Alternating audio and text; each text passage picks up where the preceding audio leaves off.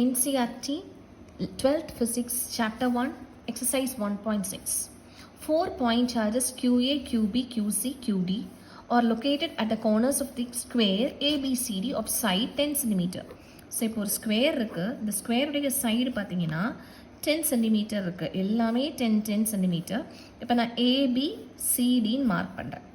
இப்போ ஏயை நான் QA 2 micro coulomb எடுக்கிறேன். And B -5 microcoulomb, C is again 2 microcoulomb and D is again -5 microcoulomb. Okay. What is the force on the charge of 1 microcoulomb placed at the center of the square? ஒரு ஸ்கொயருடைய centre எப்படி calculate பண்ணுவோம்? இப்போ ரெண்டு corners join பண்ணோன்னா அந்த diagonal meet பண்ணுற இடத்த தான் நம்ம சென்டர்னு சொல்கிறோம். அதை நான் ஓன் அடிச்சுக்கிறேன். இங்கே எவ்வளோ இருக்குன்னா 1 மைக்ரோகூலும் சார்ஜஸ் இருக்குது. இப்போ நீங்கள் ஒன்று நல்லா தெரிஞ்சுக்கோங்க. இப்போது ஒரு ஃபோர்ஸ் அதாவது ரெண்டு லைக் சார்ஜஸ் இருக்குன்னா நமக்கு என்ன ஆகும்? லைக் சார்ஜஸ் ரிப்பல் ஆகும். ரிப்பல் ஆகும். ரிப்பல் ஒரு சைடு இப்படி போகுதுன்னா இது இந்த சைடு ரிப்பல் இப்படி போகும்.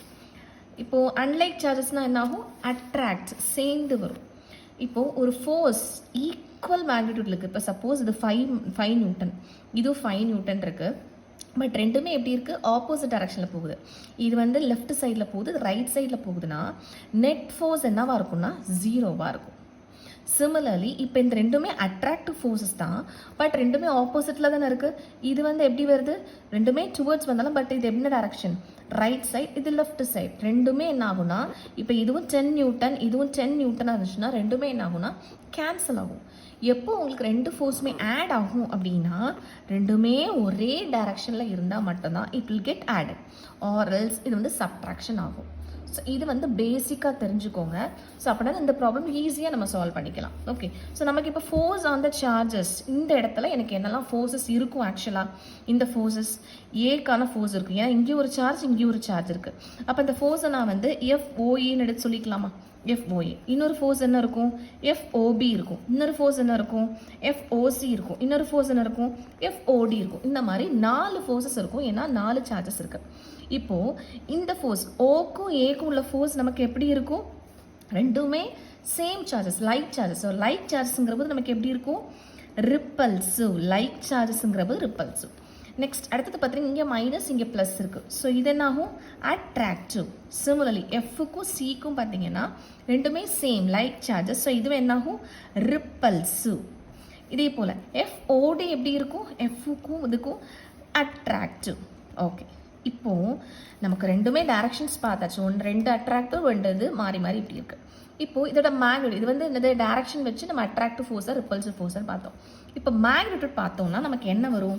இப்போ FOA இது ரெண்டுமே ரிப்பல்சிவ்னு இருக்கு. FOA FOC, அதாவது FOA அண்ட் FOC ரெண்டுமே பார்த்தீங்கன்னா 2 மைக்ரோகூலும் 1 மைக்ரோகூலும். இங்கேயும் 2 மைக்ரோகூலும் 1 மைக்ரோகூலும். ஸோ கண்டிப்பாக FOAவும் FOCயும் ஈக்குவலாக தான் இருக்குது, சேமாக தான் இருக்குது. என்ன இருக்கும்? K 2 மைக்ரோகூலும் into 1 மைக்ரோகூலும். மைக்ரோன்னு போடும்போது 10⁻⁻12 வரும். டிஸ்டன்ஸ் நம்ம பார்ப்போம். இந்த டிஸ்டன்ஸ் ஆக்சுவலி ஒரு ஸ்கொயர் இருக்குது. ஸ்கொயரோட டயகனல் நம்ம ஆக்சுவலி இங்கே எல்லா சைடும் ஏன்னு போட்டோம்னா டயகனல் என்னவாக இருக்கும்னா A√2வாக இருக்கும். இது ஸ்டாண்டர்ட் மேக்ஸ் ஃபார்முலா. இப்போ அதுலேயும் சென்டரில் பார்த்தோம்னா /2ன்னு வரும். அதாவது A√2/2 இதுதான் ஆக்சுவல் ஃபார்முலா. ஸோ இங்கே நம்ம 10 இருக்குது. ஸோ 10√2/2ங்கிற போது 5√2ன்னு வரும். ஸோ இந்த டயகனலுடைய இது டிஸ்டன்ஸ் எவ்வளோ? 5√2. ஸோ நான் இங்கே என்ன போடலாம்? 5√2 the whole square போடலாம். அப்போ இது FOA அண்ட் FOC. இங்கேயும் FOA FOC ரெண்டுமே ரிப்பல்ஸ்ன்னு பார்த்துட்டோம். ரிப்பல்ஸ்னால் ரெண்டுமே ஆப்போசிட் டைரக்ஷன். என்ன இருக்குது? ரெண்டுமே ஈக்குவல் ஃபோர்ஸாக இருந்தால் 0ன்னு சொன்னேன். ஸோ இதுவும் என்ன ஆகும்? கேன்சல் ஆகிடும். சிமிலர்லி FOB அண்ட் FOD பார்க்குறோம். ரெண்டுமே எப்படி இருக்கும்? ஈக்குவலாக தான் இருக்கும். FOB அண்ட் FOD ஈக்குவலாக இருக்கும். ஏன் ஈக்குவலாக இருக்கும்?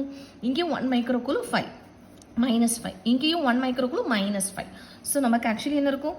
K × 1 × 10⁻⁻6, அதாவது 10 மொத்தமாக போட்டோம்னா -12. இங்கே 5 இருக்கும். மேக்னிடியூட் போட்டதுனால நம்ம கேல்குலேட் பண்ண வேணாம், மைனஸ் போட வேணாம். அதே 5√2 தான். ஸோ இங்கேயும் என்னது? ரெண்டுமே சேம் ஃபோர்ஸஸ், பட் ரெண்டுமே எப்படி ஆகுது? அட்ராக்ஷன் ஆகுது. ஏன்? ரெண்டுமே ஆப்போசிட் சார்ஜஸ். -5 ப்ளஸ்ன்னு இருக்குது. மைனஸ் ப்ளஸ் பட் எல்லாமே எப்படி இருக்குது, ஆப்போசிட் சைடில் இருக்கிறதுனால இதுவும் என்னாகும், கேன்சல் ஆகிடும். So what is the force at the centre? FO answer என்னவா இருக்கும்? Force at the centre is 0 Newton. The net force is 0.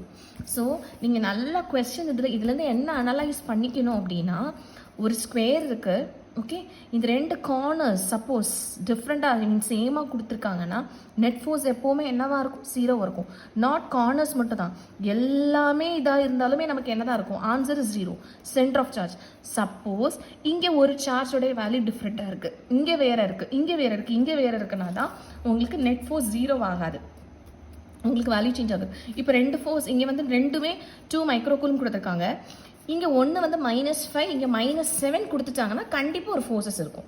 So இதுலேருந்து உங்களுக்கு வந்து MCQ கூட கேட்கலாம். எப்படி கேட்பாங்கன்னா, கார்னர்ஸில் எல்லாமே சேம் சார்ஜஸ் இருக்குது, what is the force at the centre அப்படின்னு கேட்டாங்கன்னா ஆன்சர் 0.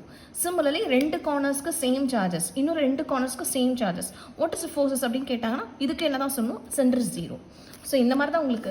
ஸோ எல்லாமே நீங்கள் வந்து ப்ராப்ளமில் அனலைஸ் பண்ணி நீங்கள் MCQவில் அட்டன் பண்ணுறீங்கன்னா இந்த மாதிரி கொஷின்ஸ் கொடுக்குறாங்க. ஸோ அதுக்கேற்றபடி அனலைஸ் பண்ணிக்கோங்க. தேங்க்யூ.